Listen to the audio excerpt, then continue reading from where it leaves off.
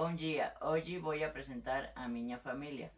Meu mãe, meu cachorro, meu irmã, meu pai e meu sobrinho.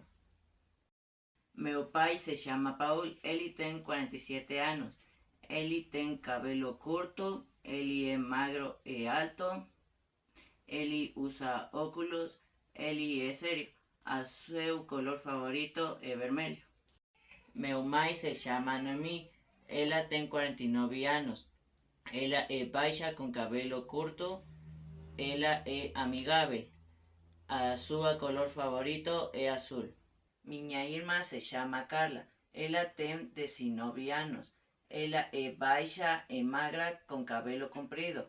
Ele está feliz. Meu sobrinho se chama Emílio.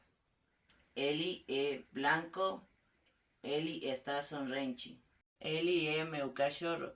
Ele se chama Max, ele é branco. Eu me chamo Juan Pablo. Eu tenho 16 anos. Eu tenho cabelo curto, eu sou baixo e moreno, eu uso óculos, a minha cor favorita é vermelho.